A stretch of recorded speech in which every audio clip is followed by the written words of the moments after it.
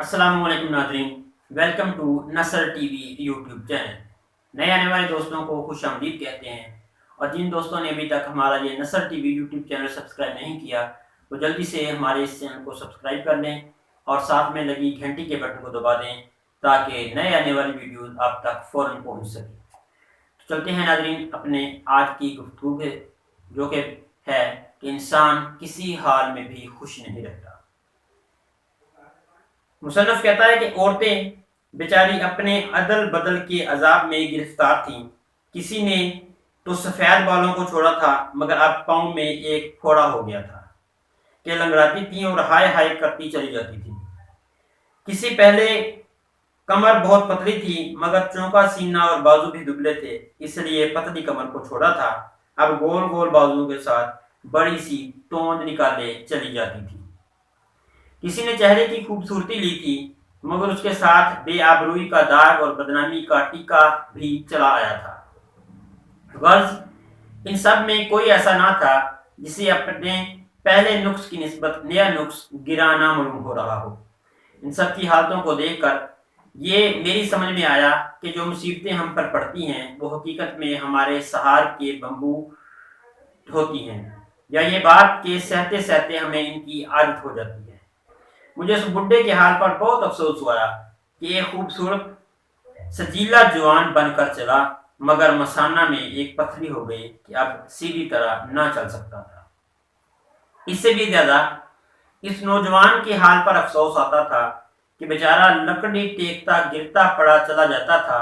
कमर झुकी हुई, गर्दन बैठी हुई थी, खोए सर से ऊंचे निकल आए थे, और जो औरतें पहले इसकी सज धज पर जान देती थीं उनका गोल गिर था। इन्हें देखता था और पानी पानी हुआ जाता था। जब सबके मुबादले बयान किए हैं तो अपने मुबादले से भी मुझे साफ ना गुजर जाना चाहिए।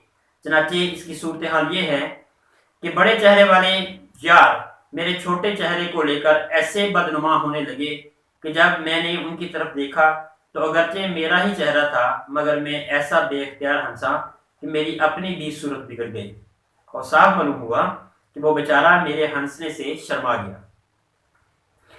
मगर मुझे भी अपनी हाल पर कुछ फख्र की जगह ना थी, क्योंकि जब मैं अपनी पेशानी से अर्के निदामत पहुंचने लगा तो वक्त यहाँ तक था कि मेरा हाथ भी वहां तक ना पहुंच सका। चेहरा इतना बड़ा हो गया था कि हाथ रखता कहीं था और जा कहीं पड़ता था। नाक इतनी बड़ी हुई थी कि जब चेहरे पर हाथ फेरा तो कई दफा हाथ ने नाक से टक्कर खाई। मेरे पास दो आदमी और भी थे जिनके हाथ पर तमस्खर करना वाजिब था। एक तो वो शख्स था कि पहले टांगों के मोटापे के सबब छिदरा कर चलता था।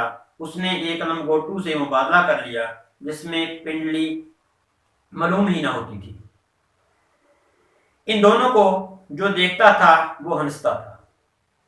एक तो ऐसा मालूम होता था गोया दो बिल्लियों पर चला जाता, सर का ये आलम था गोया हवा में उड़ा जाता है, और दूसरे का ये हाल था कि चल ही न सकता था।